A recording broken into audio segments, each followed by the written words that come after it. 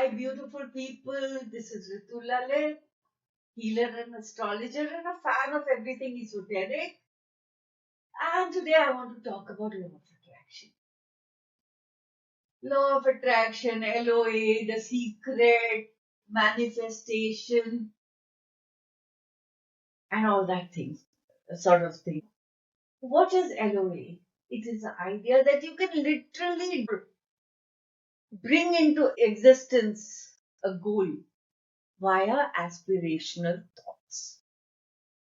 Sounds so easy enough. Perfect. We humans really love shortcuts. Imagine a world where you didn't have to go to school or college, where we didn't have to do any professional courses, and then find a job and, you know, go through the grind and build ourselves up stage by stage. No, we just want to manifest things. Here is Aladdin's lamp. I'm going to rub it. The genie is going to come and he's going to say, Batao mere aaka, what do you want? And I'll say, I want a bungalow on the beach. And there I have it. Fantastic. Nothing comes for free, my friend. The universe doesn't owe us anything. But then manifestation happens. It's very popular. It's very popular because, sometimes it does work. Sometimes it doesn't. And I just want to talk about what are the right ways of making it work. Everything is a process. Everything works step by step. And there are fundamentals that one has to consider before we can manifest. Manifestation is all about rewiring the brain, rewiring our entire being. See, we are a combination of three things: body, mind, soul. I, I like this term, body, mind, and soul complex. That is what we are. And all these three have to be in congruence for a goal to manifest for us. So, to get everything into congruence, we have to spend a lot of time setting an intention. That is how we convince ourselves and bring something into the physical world from the ether. When we set our intent, we change our mindset. We create and strengthen neural pathways that motivate our brain to make our dreams come true. It's all about embedding our intention. Basically, we are trying to teach our brain. No, we are not trying to. One has to check one's language when one is doing manifestation. We are not trying to do anything, we are doing. We are changing our mindset and we are creating and strengthening neural pathways to motivate the brain so that our dreams come true. It's all about embedding our intention. Basically, what we are doing is telling our brain that this is super important, boss. This has to be done. And then the brain, the subconscious, the soul, everything kind of gets together and they work in uh, close contact, in partnership to make that thing come true. I love crystals. Ever since I was a little girl, I've been collecting all kinds of shiny colored rocks. Once I was on a hill station and I picked up a massive rock. This green with lines in it and all. I picked it up because it was very pretty. It is only recently that I've come to know that it's a malachite and it is worth thousands. I got it for free. I just picked it out of the dirt, and I got scolded by my parents also that it's so heavy. Where are you going to carry it? But no, I insisted, and now I have it, and it's worth thousands. Not only that, through this love of crystals, I've made a lot of friends who have who like crystals too. Many of them are very experienced and much wiser than me, and have taught me so much about this hobby of mine. When we think of something day and night,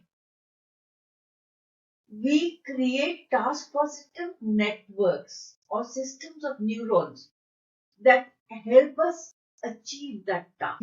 As a result, we start picking up helpful cues. It's like if we are buying something on Amazon, Google starts showing us ads about it. The similar way, if once we set an intent, we start noticing that thing. Suppose I want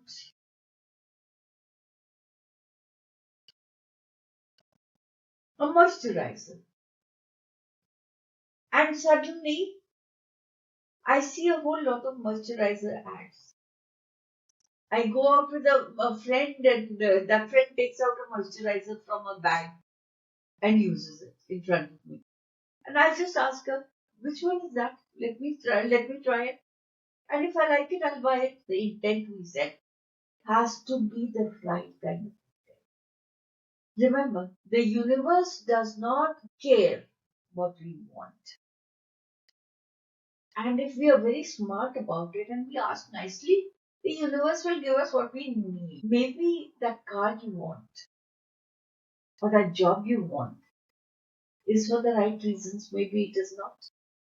Maybe it is only because you want to impress your relatives. Maybe your father wants to brag about the job you have to impress the relatives or something like that. Now, these intents will never work because they are based not on you personally, they are based on others. You are trying to impress others, you are trying to be inauthentic, or maybe these are intents that are based on lack. You're trying to prove something.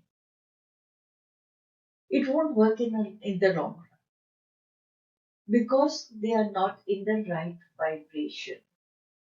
Plus, when you're fixated on what other people are thinking, you get stressed and your body shifts into the fight or flight mode. Your sympathetic nervous system takes control and your brain doesn't think or function as well. So you're unable to focus your attention on your intention. When your intent is compromised, so is your ability to manifest. It just does not work. Here are five simple points on how to set your intent and become a super manifester. I manifested a malachite as a child. I manifested it just on pure instinct. And just because I thought it was pretty and I wanted it.